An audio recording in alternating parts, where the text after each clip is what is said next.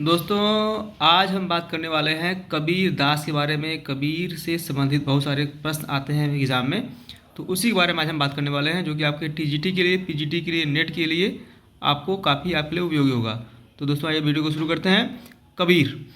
दोस्तों, कबीर का जन्म देखिए लिखा हुआ है कि 1398 ईस्वी में लहरतारा में हुआ था। लहरतारा कहाँ पड़ता है? यह लहरतारा वाराणसी में पड़ता है। ठीक है, कैंट स्टेशन के बगल में है। मृत्यु 1518 ईस्वी मगहर बस्ती में। पालन पोषण किया था किसने? नीरू और नीमा नामक दंपति ने किया था। पत्नी का नाम क्या था? तो पत्नी का नाम लोई था। पुत्र पुत्री कौन थे? तो पुत्र पुत्री थे कमाल और कमाली। इनके गुरु कौन थे? तो गुरु इनके जो थे वे रामानंद जी थे। और कुछ कुछ विद्वान इनको शेख तकी भी मानते हैं, केवल मुस्लिम लोग ही शेख तकी मानते हैं। अब इनका संग्रह कौन सा था दोस्तों? तो इनकी वाणी का संग्रह दोस्तों 3 खंडों में हुआ है, साखी, शबद और रामायणी में। और कबीर के शिष्य धर्मदास ने इन तीनों को एक रूप में संग्रहित कर बीजक नाम से संपादित प्रकाशित किया था। कब किया था? 1465 ईस्वी में किया था। ये भी क्वेश्चन काफ़ी पूछा जाता है, तो आप बता सकते हैं कि 1465 में जो है कबीर के शिष्य धर्मदास ने इन तीनों को एक करके बीजक नाम से संग्रहित या संपादित किया था। दोस्तों, अगला तथ्य है कबीर के बारे में, वो ये है कि सिकंदर लोदी द्वारा कबीर पर हुए अत्याचार का वर्णन अरंता दासकृत कबीर परिचय से प्राप्त होता है। ये भी क्वेश्चन काफ़ी इंपॉर्टेंट पूछा जाता है। अगला है कि साखी। साखी मतलब जो साखी शब्द रामायणी है, तो साखी बारे में बताया गया है। साखी क्या है? तो साखी यह एक संस्कृत के साक्षी शब्द का विकृत रूप है और धर्मोपदेश के अर्थ में प्रयुक्त हुआ है। ऐसे क्वेश्चन पूछ सकता है कि साखी में क्या है? तो इस साखी में दोस्तों क्या है? धर्मोपदेश का प्रस्तुत किया गया है। अगला है इसी बारे में, साखी के बारे में ही, कि कबीर की शिक्षाओं और सिद्धांतों का निरूपण भी इसी साखी में हुआ है। ठीक है, यह साखी किस में है? तो यह साखी दोहा छंद में निरूपित तथा किया गया है। तथा भाषा इसकी क्या है? भाषा इसकी सदुक्कड़ी है। सदुक्कड़ी भाषा क्या होती है? राजस्थानी और पंजाबी भाषा मिश्रित भाषा को क्या कहते हैं? सदुक्कड़ी भाषा कहते हैं। ठीक है, तो इसका भाषा हो गया दोस्तों, वो हो गया दोहा छंद में हुआ था, और भाषा इसकी हो गई जो है सदुक्कड़ी, और दोहा छंद में इसको निरूपित किया गया था। ये जो है दोस्तों साखी की पंक्तियां हैं कुछ, वो भी देख लीजिए आप। साखी आँखी ज्ञान की समुझी लेहु मन माही, बिनु साखी संसार का झगड़ा छूटे नाही। हरि जी यह विचारिया साखी कहो कबीर, भव सागर में जीव में जो पकड़े यह तीर। तो ये साखी बाकी ये पंक्तियाँ हैं। अगला दोस्तों इनका ये है जो है शबद है। तो देखिए शबद के बारे में बताया गया है कि शबद गेय पद में लिखित है तथा जिसमें विभिन्न राग रागिनियों का निर्वाह प्रचुर मात्रा में हुआ है। ठीक है, शबद की भाषा तत्कालीन मध्य देश की भाषा ब्रज भाषा है।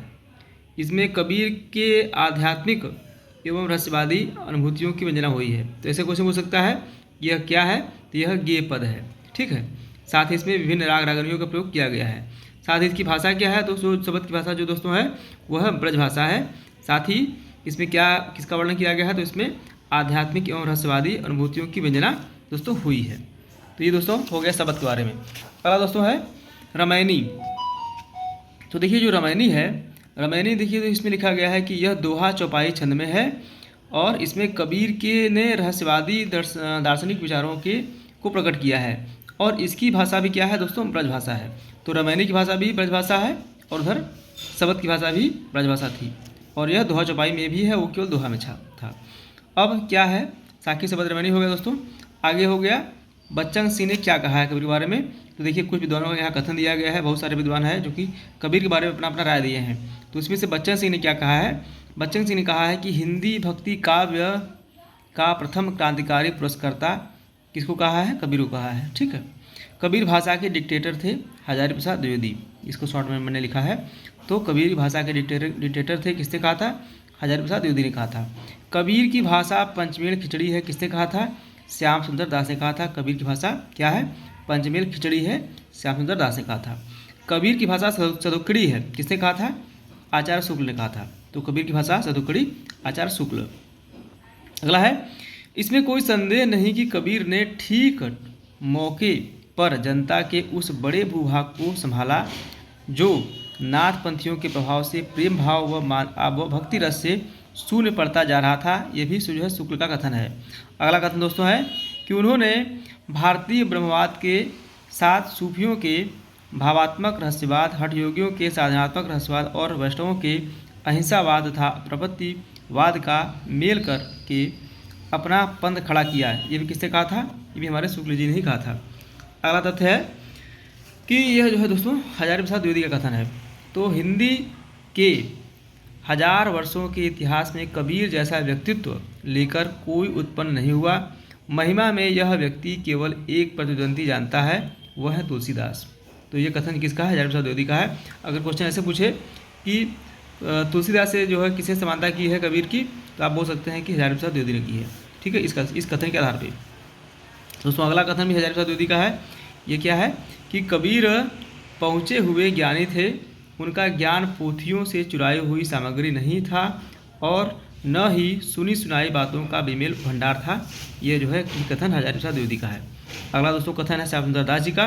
तो श्याम सुंदर दास जी ने क्या लिखा है कि जैसा कबीर का जीवन संसार से ऊपर उठा था, वैसा ही उनका काव्य भी साधारण कोटि से ऊंचा उठा है। यह कथन किसका है? जो है श्याम सुंदर दास जी का है। अगला कथन दोस्तों है भक्ति, ये नामदास का कथन है। भक्ति विमुख जो धर्म ताही अधर्म कर, गायो कबीर कानी रखी नहीं वर्णाश्रम षडदर्शनी। ये भी नामदास का कथन है। डॉक्टर त्रिगुणायत ने क्या कहा है? तो डॉक्टर त्रिगुणायत के अनुसार रहस्यवाद की उत्पत्ति सदा प्रियतम व विरहिणी के आश्रय में होती है। यह भावना कबीर के में प्रबल रूप से देखी जा सकती है। ये भी कथन जो है हमारे डॉक्टर त्रिगुणायत का है। अगला है हिंदुओं और मुसलमानों की सांप्रदायिक सीमा को तोड़कर एक ही भावधारा की शक्ति से बहाने का कार्य कबीर ने किया था। यह जो है हमारे राम कुमार वर्मा जी ने इनके बारे में कहा था। दोस्तों अगला है कबीर के बारे में कथन डॉक्टर उमाशंकर शर्मा का। इन्होंने क्या कहा है? उमाशंकर शर्मा ने क्या कहा था? कबीर की साखी संस्कृत में रूपांतरित की थी। कबीर की जो साखी थी वह संस्कृत में रूपांतरित की थी। ठीक है।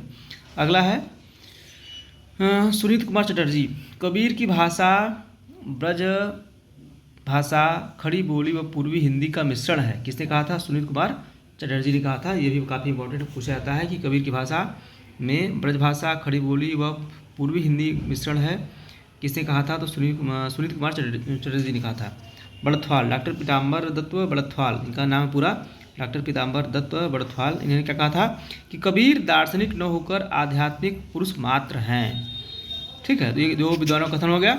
अगला है कबीर व उनके साहित्य पर लिखे गए प्रमुख ग्रंथ। इधर हो गया लेखक, इधर हो गया ग्रंथ, मतलब कि कबीर उनके साहित्य पर किसी क्या लिखा था।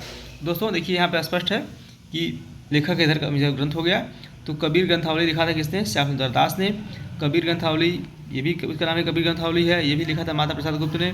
कबीर ग्रंथावली पारसनाथ तिवारी ने लिखा है। मतलब कि कबीर ग्रंथावली नाम से 3 रचनाएँ थी और तीनों को जो अलग अलग लोगों ने लिखा था। श्याम सुंदर दास, माता प्रसाद गुप्त, पारसनाथ तिवारी। कबीर वचनावली, यह हरिवंश जो है लिखा था हरिवंश जी ने। कबीर हजारी प्रसाद द्विवेदी ने लिखा था। संत कबीर, कबीर का रहस्यवाद डॉक्टर राम कुमार वर्मा। कबीर मीमांसा रामचंद्र तिवारी।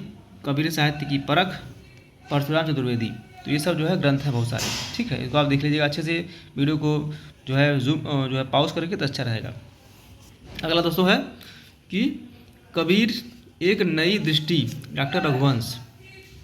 राम जी लाल कबीर दर्शन, मतलब कबीर दर्शन किसने लिखा था? राम जी लाल ने लिखा था। जो है कबीर बाज भी कपोद भी पश्चिमी पपिहा भी। कबीर बाज भी कपोद भी पपिहा भी डॉक्टर कबीर। कबीर के आलोचक एक कबीर डॉक्टर कबीर। तो ये जो है कबीर बाज भी कपोद भी पपिहा भी, ये भी डॉक्टर कबीर ने लिखा था। कबीर के आलोचक एक कबीर भी डॉक्टर कबीर ने लिखा था। तो उम्मीद करता हूँ ये वीडियो आपके लिए काफ़ी अच्छा रहा होगा। वीडियो अच्छा लगा तो वीडियो को लाइक करें, शेयर करें। आगे मैं रैदास के बारे में आपको बताऊँगा। वीडियो तब तक के लिए धन्यवाद।